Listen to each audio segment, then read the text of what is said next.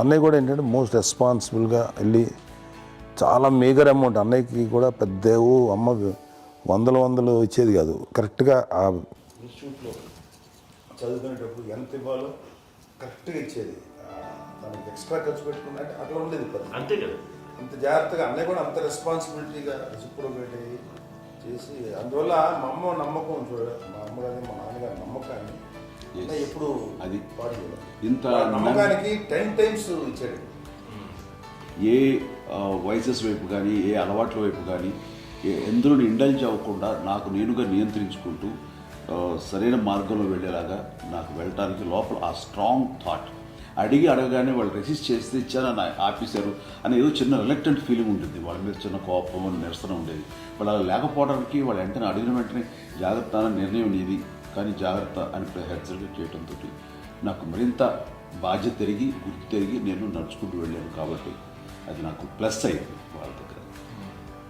అంటే మదర్ అంటే తల్లి అనే కాదు, మదర్ ఫీలింగ్ ఎవరిచ్చినా సరే అది నానైనా తల్లితో సమానం అనుకుంటాను నేను. నాగబాబు చెప్పినట్లుగా అట్లాగా అలసిపోయి వచ్చిన నాకు కాళ్ళు నొక్కుతూ ఉంటే నాకు భయం వేసేసేది. ఆ తర్వాత పడుకో గలవాయించేవాడు, అది కూడా కోపం లేదు. అంటే ఉదాహరణ అంటే మళ్ళీ అదే నాకు మళ్ళీ తిడతారు, ఎందుకు కాపు పడుకుంటే ఎక్కడ నిద్ర వస్తుంది నాన్న అనుకుంటుంటే.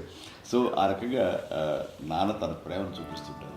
ఆ తర్వాత గోండా టైంలో కూడాను నేను ట్రైన్ కింద వెళ్తుంటే నాన్న అక్కడే ఉన్నారు, రాజమండ్రి దగ్గర ఆ ప్రాంతంలో షూటింగ్. ఆయన చాలా కోపం చేసింది, ఇలాంటి చేస్తుంటావు నువ్వు, ఏదైనా అయితే ఏంటి అది చెప్పి. ఏం పర్లేదన్నా, ఏమవుతుందో అన్ని రకాల సేఫ్టీ అన్ని రకాల జాగ్రత్తలు తీసుకున్నాం. ఈ రోజు ఉన్న సేఫ్టీ అప్పుడు లేదు. అయినా సరే రేపు పొద్దున నీ కొడుకులు ఇలాంటి పరిస్థితుల్లో నీకు తెలిసి వస్తారు అప్పుడు అనేవాడు. ఎన్నిసార్లు ఆ మాట అనేవాళ్ళు. నాకు నిజంగానే మగధీర టైంలో గుర్రం ఎక్కుని అటు రోడ్డు మీద పడిపోయేది అని అన్నప్పుడు నాకు ఆ ఫస్ట్ టైం ఆ ఫీలింగ్ కలిగింది.